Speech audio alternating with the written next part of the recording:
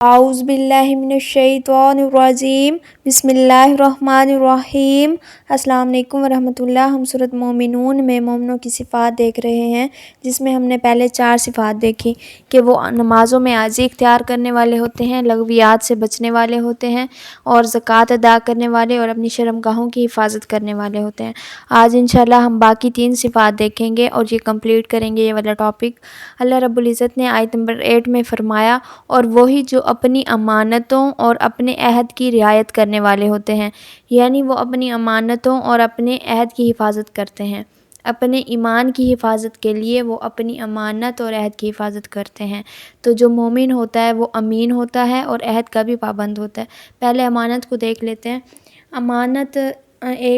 امانت کا جو پہلا پہلو ہے وہ یہ کہ مال کی امانت ہوتی ہے ہمارے پاس، کوئی مال رکھوا دیتا ہے ہمارے پاس، یا کوئی اپنا راز بتاتا ہے، وہ بھی امانت ہے، اور دنیا کی ذمہ داریاں بھی ہمارے پاس امانت ہیں۔ اور جو امانت کا دوسرا پہلو ہے وہ یہ کہ اللہ تعالیٰ سے متعلق ہے، وہ والا پہلو کہ اللہ تعالیٰ خالق ہے، مالک ہے، رازق ہے، تو اس نے جو کچھ ہم پر فرض کیا اس کو پوری طرح ادا کرنا اور اس کے احکامات کی حفاظت کرنا مومن کی ذمہ داری ہے۔ ایمان والے امانت سمجھ کر اللہ تعالیٰ کے احکامات کی پوری طرح سے پابندی کرتے ہیں۔ تو کیا ہم یہ سمجھتے ہیں کہ ہمارے پاس جو آنکھیں ہیں، جو کان ہیں، یہ جو جسم ہے، یہ ہمارے پاس امانت ہے؟ ان کو استعمال کرتے ہوئے یہ دماغ میں ضرور لایا کریں کہ یہ اللہ تعالیٰ کی امانت ہے، تو جن چیزوں سے اللہ تعالیٰ نے روکا ہے وہ دیکھنے، وہ سننے سے رک جائیں۔ اللہ تعالیٰ ہمیں اس امانت کو سمجھنے کی توفیق عطا فرمائے۔ عہد کے بارے میں یہ ہے کہ عہد جو ہے مومن فرض ہوتا ہے اس کو پورا کرنا۔ تو سارے معاہدے اس میں شامل ہوتے ہیں، جو بندے اور رب کے درمیان اور بندوں کے درمیان جو معاہدے ہوتے ہیں وہ سب اس میں شامل ہے۔ رسول اللہ صلی اللہ علیہ وسلم نے فرمایا، منافق کی علامتیں 3 ہیں: جب بات کرے جھوٹ بولے، جب وعدہ کرے اور اس کی خلاف ورزی کرتا ہے، اور جب اس کو امین بنایا جائے تو خیانت کرے۔ یہ بخاری کی روایت ہے۔ تو یہ منافق کی نشانیاں ہیں، امانت میں خیانت کرنا اور عہد میں خلاف ورزی کرنا۔ ایک اور بہت امپورٹنٹ حدیث ہے کہ سیدنا ابو سعید خدری سے روایت ہے کہ رسول اللہ صلی اللہ علیہ وسلم نے فرمایا، قیامت کے دن جن امانتوں کے سلسلے میں باز پرس کی جائے گی، ان میں اللہ تعالیٰ کے نزدیک سب سے بڑی امانت یہ ہے، سب سے بڑی امانت جس کے بارے میں پوچھا جائے گا کیا ہے، کہ میاں بیوی آپس میں صحبت کریں، پھر خاوند اپنی بیوی کے راز کی باتوں کو اپنے دوست احباب کے سامنے ظاہر کرے۔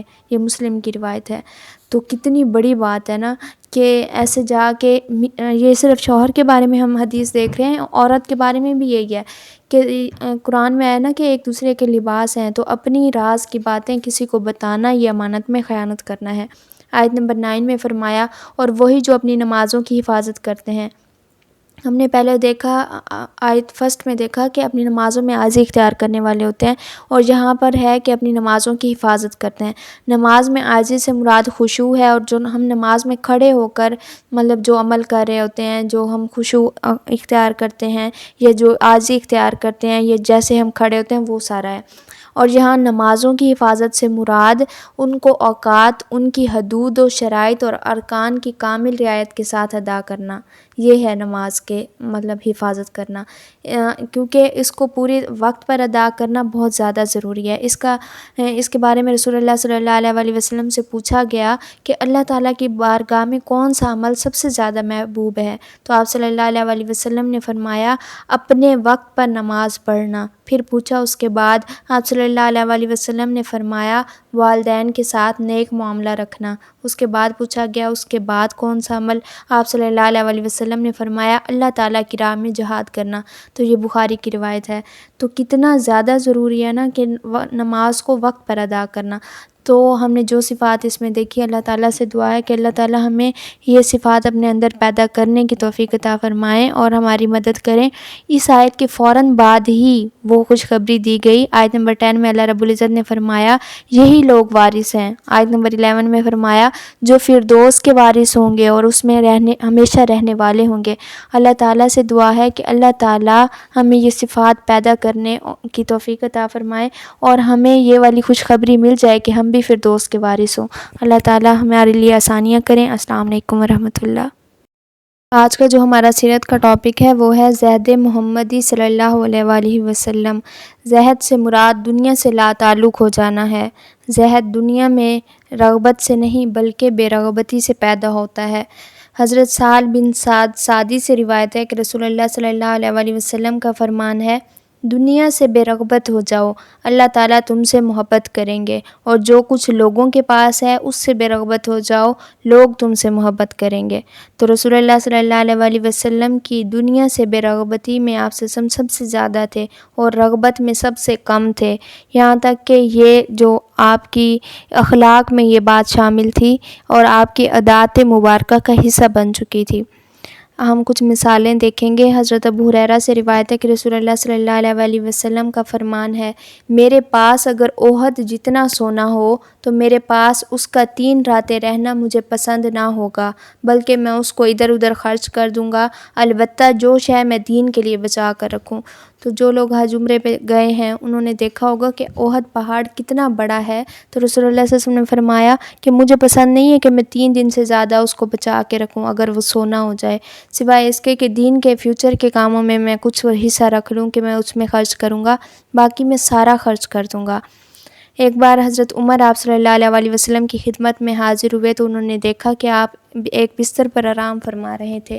آپ صلی اللہ علیہ وآلہ وسلم کے تکیے میں کھجور کے پتوں کا بھراؤ ہے، تو انہوں نے عرض کیا، یا رسول اللہ صلی اللہ علیہ وآلہ وسلم، کیسر و کسرا کے بادشاہ جو اس دور کے تھے شاندار بستروں پر سوتے ہیں، اور آپ صلی اللہ علیہ وآلہ وسلم اس بستر پر آرام فرما رہے ہیں۔ آپ صلی اللہ علیہ وآلہ وسلم نے فرمایا، عمر، مجھے اس دنیا سے کیا غرض ہے؟ میں دنیا میں اس مسافر کی مانند ہوں جو کسی درخت کے سائے میں آرام کرتا ہے اور اس کو چھوڑ کر روانہ ہو جاتا ہے۔ تو رسول اللہ صلی اللہ علیہ وآلہ وسلم اپنے آپ کو ایک مسافر سمجھتے تھے، اور ہم یہاں پر اتنے بڑے بڑے گھر بناتے ہیں، پھر ان پر فخر کرتے ہیں، پھر لوگوں کو دکھاتے ہیں۔ اللہ تعالیٰ ہمیں توفیق دیں کہ ہم بھی ایسے ہی بے رغبت ہو جائیں دنیا سے۔ ایک بار جب رسول اللہ صلی اللہ علیہ وآلہ وسلم طائف سے زخمی ہو کر غم کی صورت واپس آ رہے تھے تو اس وقت اللہ تعالیٰ نے آپ صلی اللہ علیہ وسلم کو پیش کیا کہ آپ صلی اللہ علیہ وآلہ وسلم کے لیے مکہ کی 2 عظیم پہاڑوں کو سونا اور چاندی میں تبدیل کر دیا جاتا ہے، مگر آپ صلی اللہ علیہ وآلہ وسلم نے فرمایا، نہیں یا اللہ، میں ایک دن سحر ہو کر کھاؤں گا اور تیری حمد و ثنا کروں گا، اور دوسرا دن بھوکا رہوں گا اور تیری جناب میں عاجزی سے دعا کروں گا۔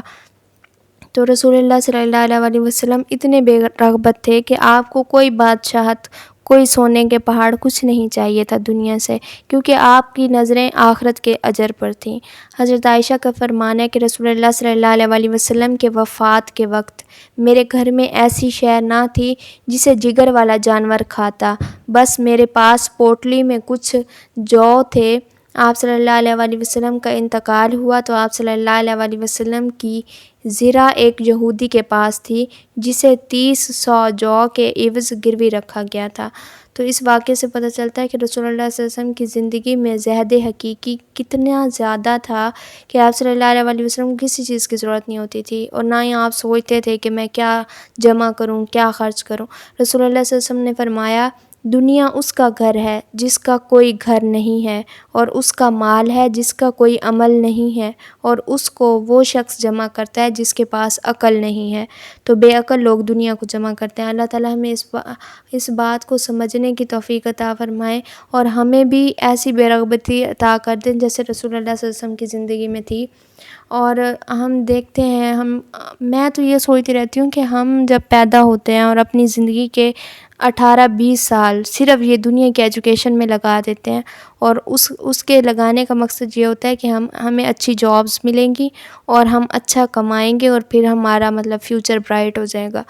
تو ٹھیک ہے، یہ دنیا کی تعلیم بھی ایک پارٹ ہے، لیکن یہ مقصد نہیں ہے۔ لوگ کہتے ہیں کہ میرا مشن ہے کہ میں نے ڈاکٹر بننا ہے۔ یہ مشن، دنیا میں آنے کا مشن تو عبادت ہی ہے صرف، اس کے علاوہ کوئی مشن نہیں ہے۔ تو اپنے بچوں کو ٹھیک ہے ضرور پڑھائیں، لیکن عاجزی کے ساتھ ایک ریکویسٹ ہے کہ ان کو یہ جو اصل مقصد ہے نا دنیا میں آنے کا، جو اصل تعلیم ہے، وہ بھی ان کو ضرور دلائیں۔